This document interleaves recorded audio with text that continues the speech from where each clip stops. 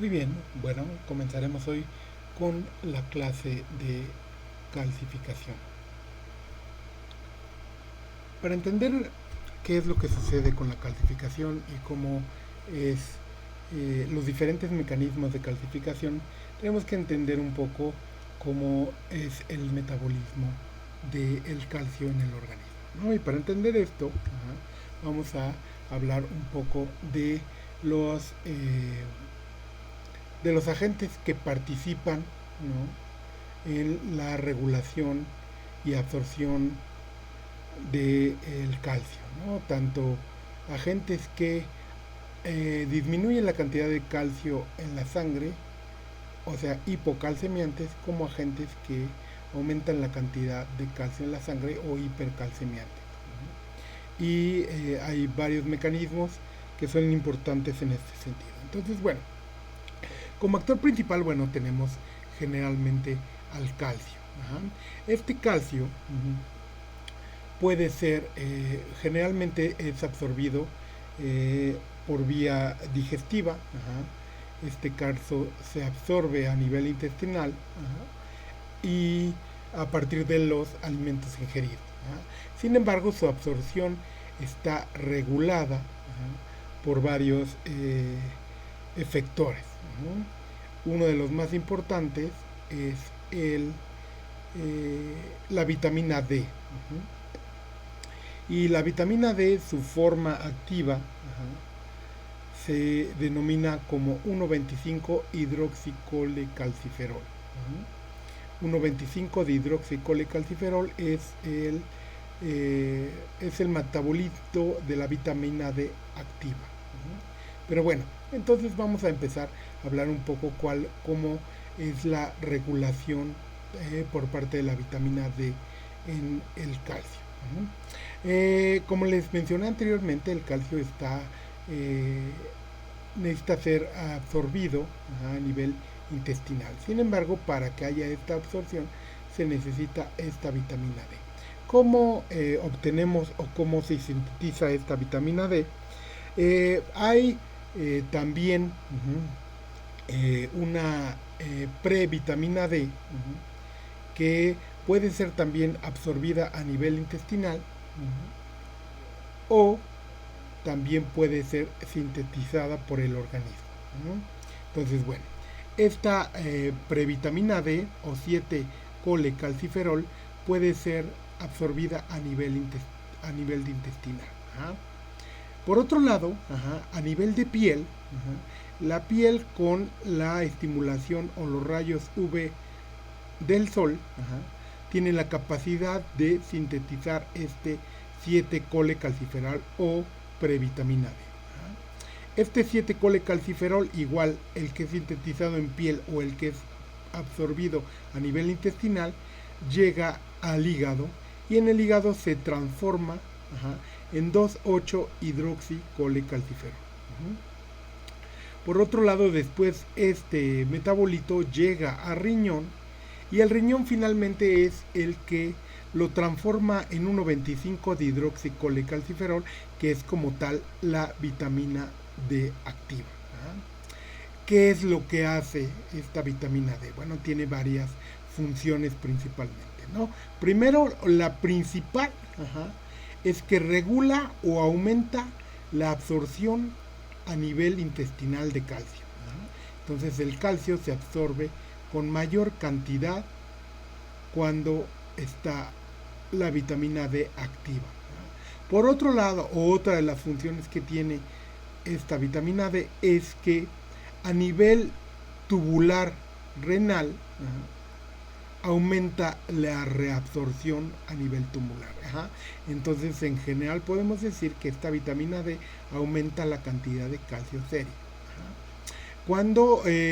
¿Cuáles son las vías de que cuando ya este calcio sérico está aumentado, o bueno, ya está en sangre, puede utilizarse para varias cosas, ¿no?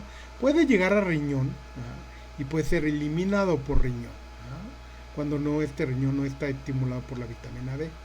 Otra, las salidas, ¿no?, que tiene importantes el calcio en el caso de los animales, productores de leche. Pues bueno, una parte importante del calcio que se pierde a nivel del organismo. En el caso de las hembras que están amamantando, pues bueno, sale por leche. Este calcio también se puede almacenar a nivel óseo. Y para que este calcio se almacene a nivel óseo, se requiere, ¿no?, la participación de las hormonas tiroideas, ¿no? Principalmente la tirocalcitonina es una hormona que almacena o fija el calcio en el hueso, ¿no? Por otro lado, el calcio que está en el hueso también puede ser removido para aumentar la cantidad de calcio sérico. Sin embargo, esta remoción no es instantánea, pasa cierto tiempo. Generalmente la secreción de la hormona paratiroides, de la tiroides llamada, de la paratiroides llamada paratormona, esta paratormona activa los osteoclastos del hueso y produce que haya reabsorción ósea y salida de calcio a la sangre. Esto sucede, por ejemplo, cuando se necesita calcio para producir leche. Sin embargo, como se les mencionó anteriormente, esta reabsorción ósea no es automática. O sea, no sucede en 2 o 3 horas, sino necesita tiempo. Entonces los animales que sufren de hipocalcemia por el despunte de la producción láctea, este mecanismo no funciona porque es muy lento. Entonces algunas veces necesitan intervención del veterinario para inyectarle calcio por vía endovenosa. Este calcio o gluconato de calcio que se utiliza para tratar a los animales que sufren de hipocalcemia alrededor del parto. Otra de las cosas que se utilizan comúnmente para prevenir esta hipocalcemia es que algunas semanas antes de la cerca del parto, pues generalmente profilácticamente los médicos veterinarios inyectan calcio a las hembras, o aumentan la cantidad de calcio en la dieta, y hay algunos productos que incluso les llaman calcio con fijador. Y básicamente este fijador que le llaman calcio con fijador, este fijador es una previtamina D o incluso una vitamina D activa. Ese es el fijador que en algunos medicamentos tiene, que le llaman fijador del calcio, ¿no? Y básicamente es vitamina D. Entonces, para resumir esto, podemos decir que las principales actores que están presentes en el metabolismo de calcio, pues bueno, son estos tres, ¿no? La vitamina D como tal, que aumenta la cantidad aumenta la absorción intestinal de calcio, y también lo que hace es aumenta la reabsorción o la retención de calcio a nivel tubular renal. Por lo tanto, el efecto en general de la vitamina D es que aumenta la cantidad de calcio en la sangre. O sea, es hipercalcimiante. Por otro lado, la paratormona aumenta la reabsorción ósea, o sea, activa los osteoclastos y saca calcio. Por otro lado, también, ¿no?, se utiliza para activar esta vitamina D, y también aumenta la retención de calcio a nivel tubular renal. Por lo tanto, la paratormona, igual que la vitamina D, en general produce un aumento en la concentración de calcio a nivel sanguíneo o a nivel serio. Entonces es otro actor que es hipercalcimiante. Por otro lado, la tirocalcitonina lo que hace es fija el calcio en el hueso e inhibe la salida de calcio del hueso. Y otra de las cosas que produce es que aumenta la eliminación de calcio a nivel renal tubular o tubular renal. ¿Cuál es el resultado en general de la tirocalcitonina? Es que disminuye la cantidad de calcio a nivel sanguíneo, ¿no? Este es un actor o una hormona hipocalcemiante. He entendido todo esto. Podemos pasar al tema principal de este video. Y bueno, ¿qué es la calcificación? La calcificación tiene como definición que es el depósito de sales de calcio, generalmente oxalatos y sulfatos de calcio, en los tejidos blandos, donde normalmente no existe esta acumulación. Esto se llama calcificación y se considera una situación patológica. No es lo mismo que el depósito de sales de calcio cuando es un proceso completamente diferente a al depósito de calcio en la osificación del cartílago y del hueso. Y otra cosa que también no se considera calcificación es que, como lo habíamos mencionado en la clase de trastornos adaptativos, la metaplasia ósea tampoco se considera una calcificación. Entonces, bueno, ya definido este término, podemos mencionar que hay principalmente dos tipos de calcificación. La calcificación distrófica y la calcificación metastásica. Cada una de ellas tiene etiologías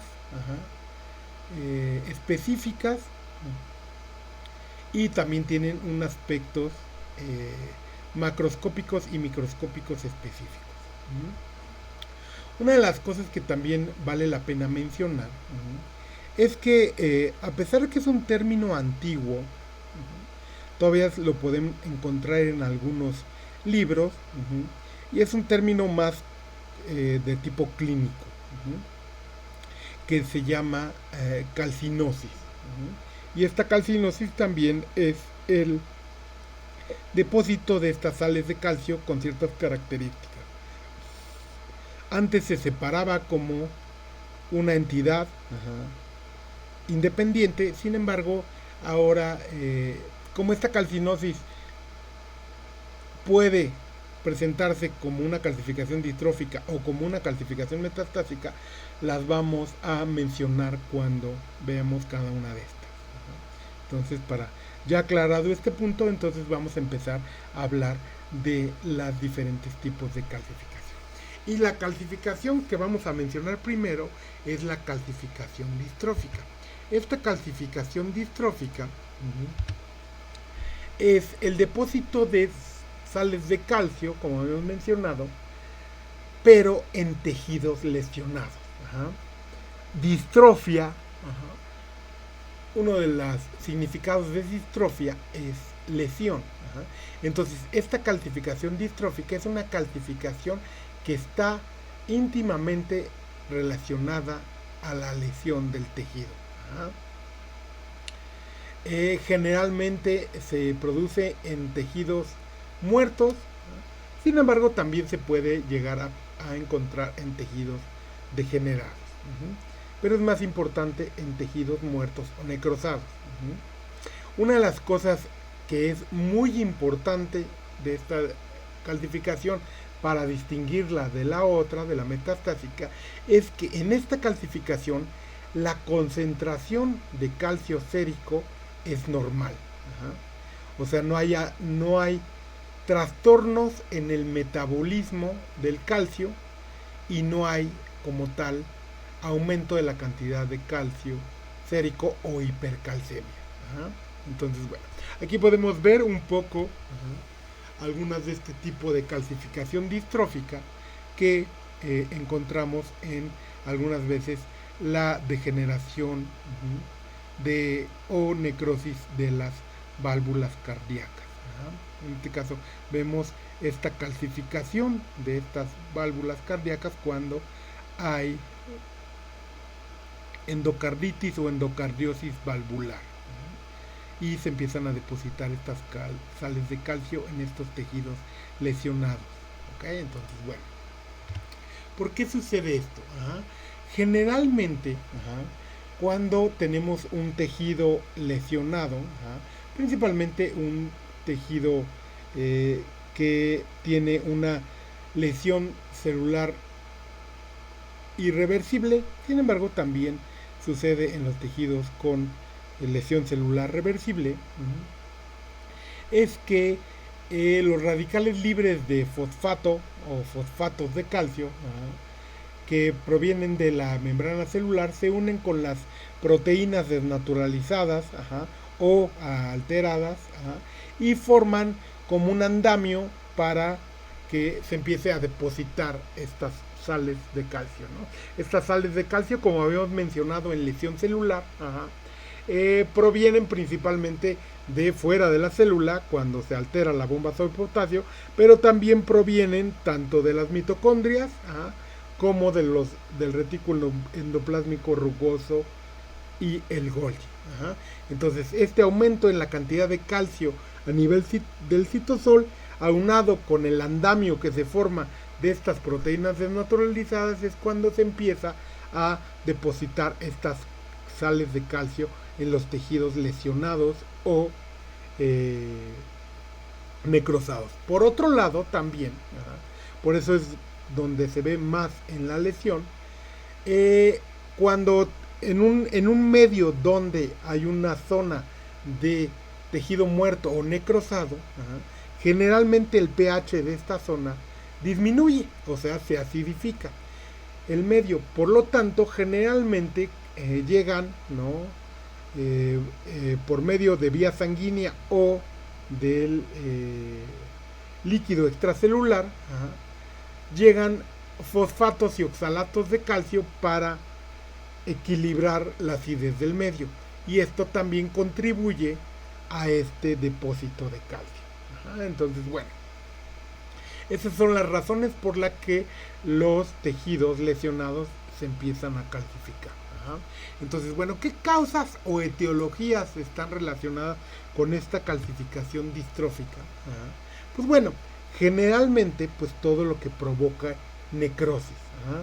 Podemos decir que en general que todas las todas las necrosis se calcifican. Coagulativa, liquefactiva y gaseosa. Sin embargo, como lo vimos en la clase de necrosis, vemos que en el caso de la necrosis gaseosa, la calcificación es mucho más evidente. Y el acúmulo de estas sales de calcio se alcanzan a ver tanto macro como microscópicamente en estos tejidos. Entonces, bueno, ¿qué causa etiología que pueda producir esta calcificación distrófica? Pues básicamente todo lo que provoque necrosis. También algunas veces los parásitos enquistados en los tejidos, como los cisticercos, los quistes hidatídicos en las vacas, la Trichinella spiralis en los cerdos, después de que mueren, estos parásitos tienden a calcificar. Y otra de las que había mencionado, ¿no? Con anterioridad, que se llama calcinosis circunscripta o calcinosis postural. Y generalmente esto sucede en la piel de los animales que están, es una zona de la piel que está constantemente en irritación, que aparte de sufrir hiperkeratosis, también empieza a calcificarse, ¿no? Y algunas veces lo hemos visto, es bastante evidente en los animales en el pecho, en el esternón cuando están normalmente recostados en la arena o en las camas de arena de los corrales, y están en constante roce con esta cama en el pecho, o algunas veces en los codos o en las rodillas de los caninos o de los perros que están en constante roce con el suelo, algunas veces se empiezan a formar estas como costras, ¿no? Eh, que son zonas de hiperkeratosis, pero empiezan a ser muy duras y grisáceas. Generalmente es esta calcinosis circunscripta, o calcinosis postural, que es esto que estamos viendo aquí, ¿no? Que es una zona, ¿no? Donde vemos una hiperkeratosis más marcada, pero vemos un acúmulo de sales de calcio muy importante. Generalmente cuando logramos despegar estas costras, generalmente estas costras son muy duras, ¿no? Y se rompen, crepitan. ¿Por qué? Porque están calcificadas, ¿no? Es una, un común, ¿no? Les digo, es muy común en los codos de los perros. Entonces, esta calcinosis, pues bueno, como tal es una calcificación distrófica, porque generalmente está relacionada a esta lesión. Morfológicamente la calcificación distrófica, pues bueno, generalmente macroscópicamente, como lo habíamos mencionado o como lo vimos en las anteriores fotografías, pues bueno, el tejido se observa blanquecino, porque bueno, el calcio es blanco, tiene un aspecto granular, y al tacto y al corte crepita. Se oye que roza el cuchillo. Algunas veces podemos hacer, o los libros mencionan que cuando se corta una estructura que está calcificada, es la misma sensación en el cuchillo como si metiéramos el cuchillo en la tierra, que se siente como granular. Así es como encontramos, ¿no? O cuando cortamos tejidos calcificados. Sin embargo, cuando la calcificación es muy severa o muy crónica, pues incluso podemos encontrar pequeñas concreciones o rocas o piedras pequeñas dentro de los tejidos. Microscópicamente o histológicamente, con la tinción de HE, el aspecto de las sales de calcio es morado o basófilo. Es un material granular amorfo que algunas veces se conglomera o aglomera. Puede encontrarse intracelularmente, pero generalmente se encuentra extracelularmente, ¿no? Sin embargo, lo podemos encontrar en las dos localizaciones, ¿no? Y se utilizan tinciones especiales para confirmar la presencia de este calcio, ¿no? Las tinciones especiales que utilizamos son la tinción de Boncosa, que es una tinción argéntica y que tiñe al calcio de color café oscuro negro, o la alizarina roja, que tiñe el calcio de rojo. Entonces, bueno, vamos a ver algunas imágenes, ¿no? Aquí estamos observando una zona, probablemente de necrosis probablemente gaseosa, en la que vemos, ¿no?, el aspecto heterogéneo granular de la necrosis, y empezamos a ver depósitos basófilos a lo largo de la necrosis. Estos depósitos basófilos son granulares, de granulares finos a granulares gruesos, o donde se forman estas concreciones. Si vemos con un poquito más de aumento, vemos que este calcio, algunas veces en el tejido, esta zona calcificada, como les digo, es como una pequeña roca. Cuando se corta el tejido, pues generalmente esto se rompe, y quedan algunos acúmulos estos de calcio, ¿no? Estas concreciones que van de granular fino. Probablemente si tiñéramos con una tinción especial este corte, pues veríamos, ¿no?, aquí, aparte de estas concreciones importantes y grandes, ¿no?, veríamos que también mucho de lo morado de de este corte, pues bueno, son sales de calcio. Sin embargo, como les decía, pues bueno, no todo lo morado, no todo lo basófilo que encontramos en una zona de necrosis es calcio, ¿no? Podría ser también, como vemos aquí, que yo creo, vemos detritos celulares o pedazos de células, o pedazos de núcleos y todo eso que también son morados, ¿no? Por otro lado, algunas veces cuando estas lesiones están relacionadas a etiologías bacterianas, pues bueno, generalmente también las células o cuerpos bacterianos se observan teñidas de morado o basófilo. Entonces también lo podemos confundir y por eso generalmente hacemos estas tinciones especiales, ¿no? Por otro lado, veamos cómo puede estar granular fino relacionado a la zona de necrosis, y vean cómo es estas concreciones muy redonditas, ¿no? Con el centro ligeramente homogéneo,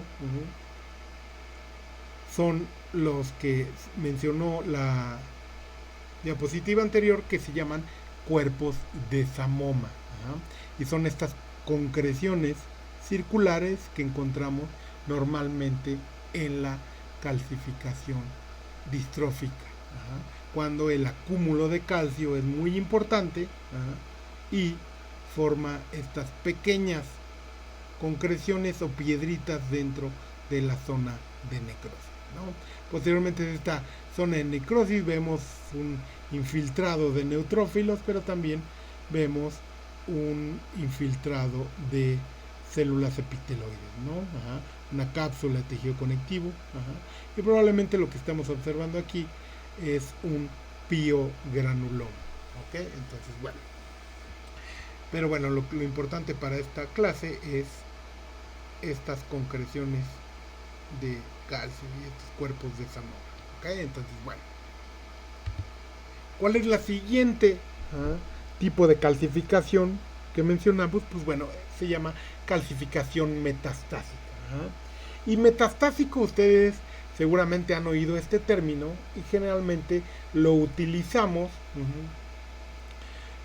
para determinar o para dar la característica que tienen las neoplasias malignas de empezar en un punto del organismo y viajar por diferentes vías, por las vías linfáticas, por la vía sanguínea, por la vía celómica, y depositarse y desarrollar una neoplasia en otro lado, ¿no?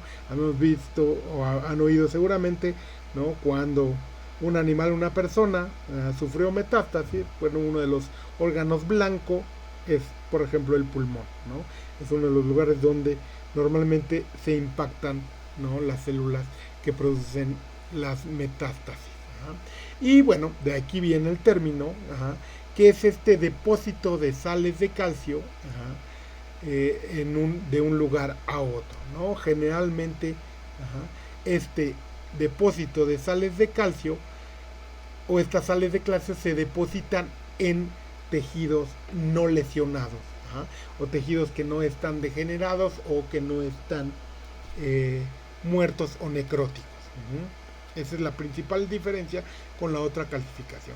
Y generalmente la consecuencia de esta calcificación metastásica es que hay un aumento en la cantidad de calcio sérico, que se le denomina como hipercalcemia. Y bueno, generalmente uno de los órganos que sufre más esta hipercalcemia pues es el riñón, ¿no? Y ahí vemos un corte de HE, donde vemos estos manchones basófilos, que al tenerlos con boncosa, pues bueno, vemos estas calcificaciones, bueno, este material negruzco café oscuro, que es la reacción de esta tinción especial. Entonces, bueno, ¿cuáles son las causas o etiologías que están relacionadas a esta calcificación metastásica? Pues bueno, todas estas causas o etiologías que produzcan aumento en la cantidad de calcio sérico. Y bueno, ¿cuáles son estas causas? Bueno, una secreción aumentada, ¿no?, de paratormona, un hiperparatiroidismo primario, por alguna razón, generalmente una neoplasia, empieza a producirse una alta cantidad de paratormona, lo que produce, habíamos mencionado que la paratormona es hipercalcemiante, ¿no? Mueve la cantidad de calcio del hueso y también aumenta la absorción a nivel renal de calcio, ¿no? Entonces, ¿cuál es en general la ecuación de esta paratormona? Pues bueno, que va a producir un aumento en la cantidad de calcio sérico o hipercalcemia.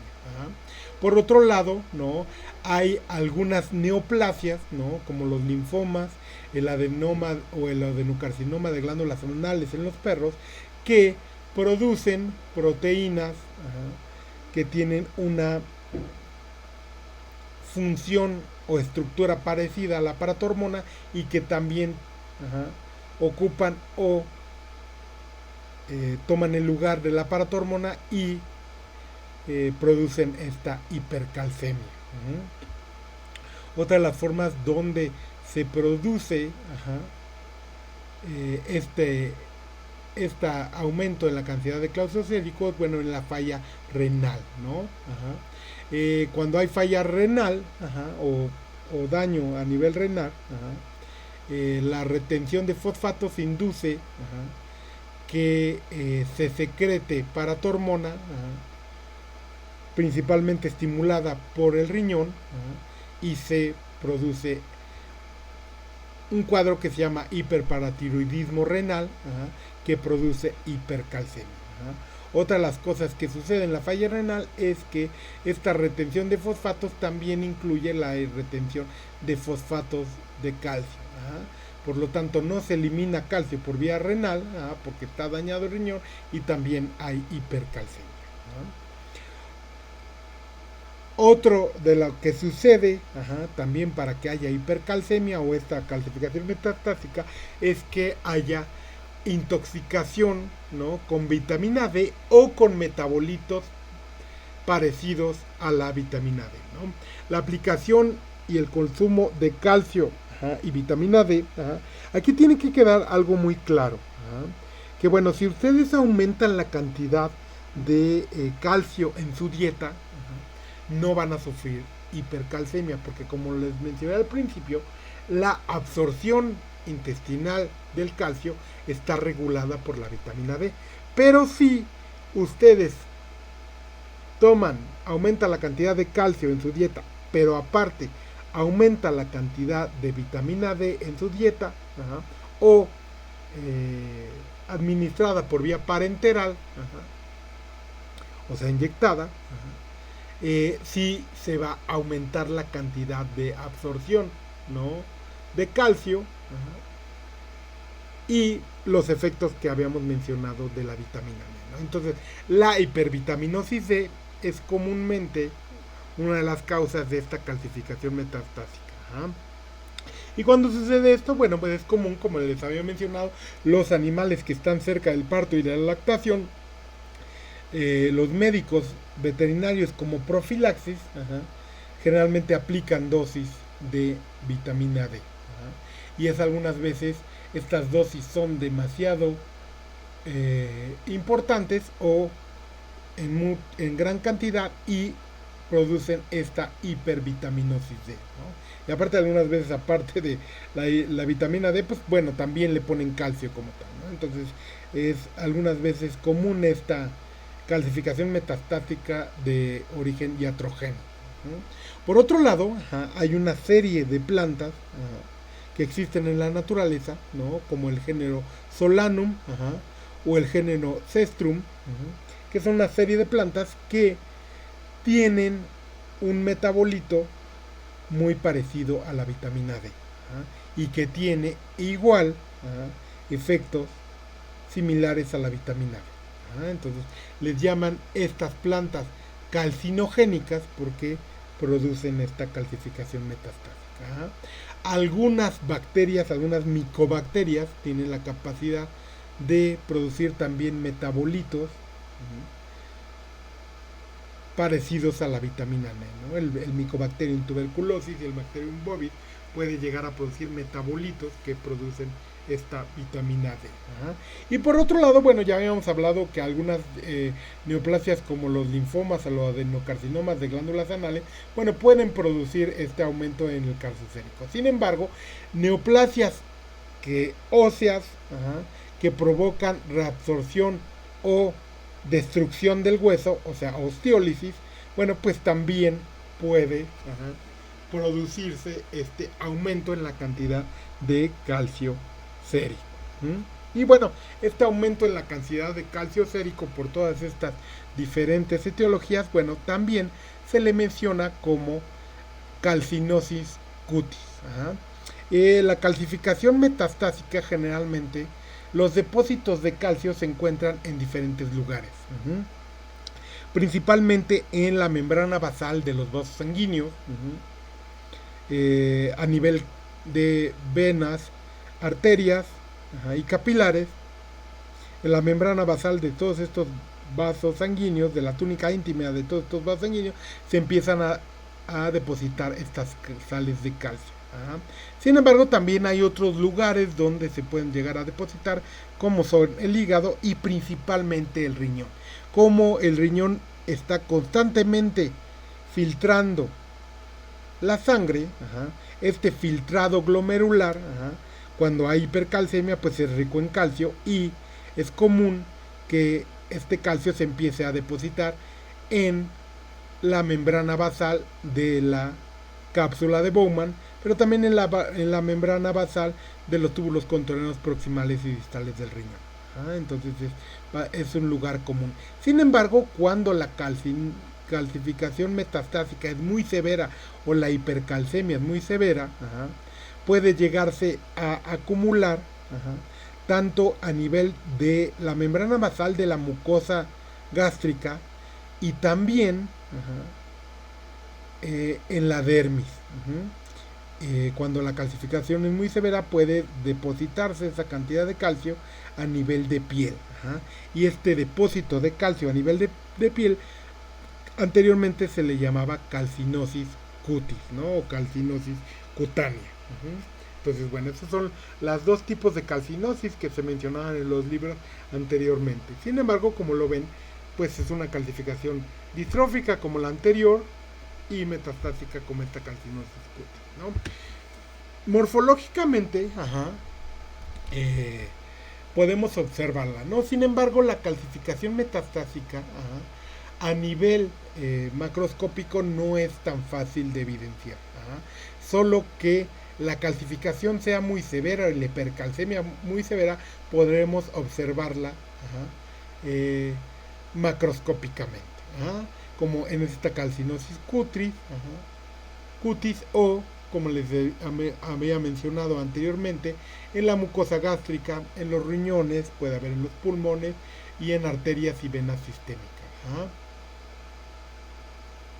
Generalmente esta calcificación está relacionada, ajá, o es más evidente en los tejidos que tienen un pH bajo, ajá, o sea, que excretan ácido o que tienen, ajá,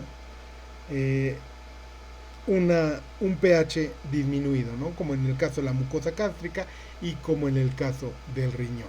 Ajá, entonces, bueno, no es tan común observarlo macroscópicamente, pero bueno, si es una calcinosis muy severa, se podemos observar. Sin embargo, microscópicamente es bastante evidente, ¿no?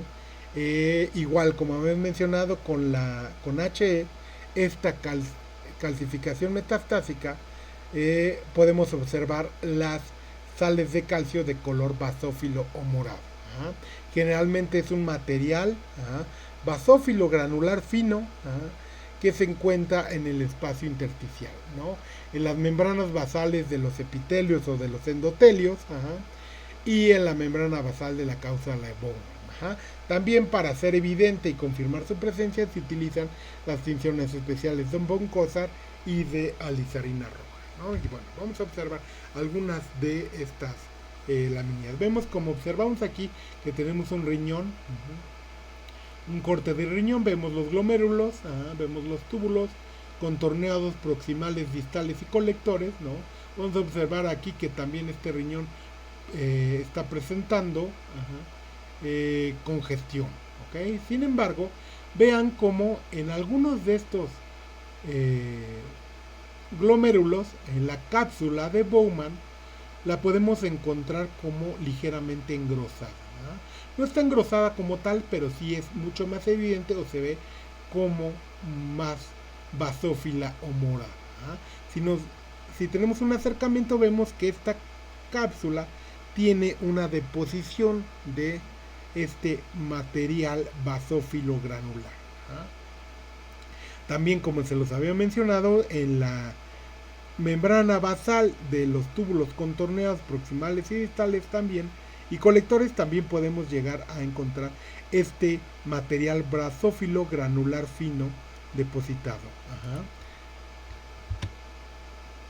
En las siguientes tenemos un acercamiento de estos dos y vean cómo observamos este material granular fino basófilo que generalmente no hace las mismas concreciones que hace en la calcificación distrófica, sino aquí es más granular, más fino, de tamaño heterogéneo, que se deposita en la membrana basal de los túbulos, así como en la membrana basal de la cápsula de Bowman, ¿no? Ven, ahí ven el epitelio escamoso de la cápsula. Debajo de este epitelio, en su membrana basal, podemos encontrar este acúmulo de sales de calcio. Generalmente, igual como los mencioné anteriormente, se utilizan tinciones especiales para confirmar, ¿no?, que este material basófilo, pues bueno, sea calcio, ¿no? Porque podrían ser otros materiales, pedazos de núcleo, ¿no? Aunque bueno, no se verían muy así, pero sí podrían ser,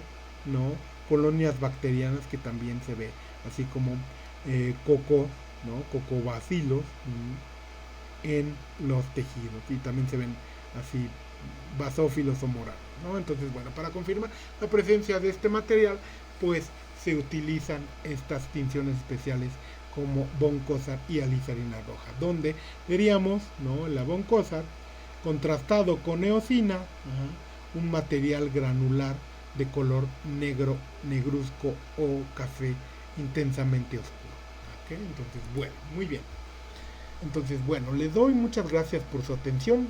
Hasta aquí ha llegado el tema de calcificación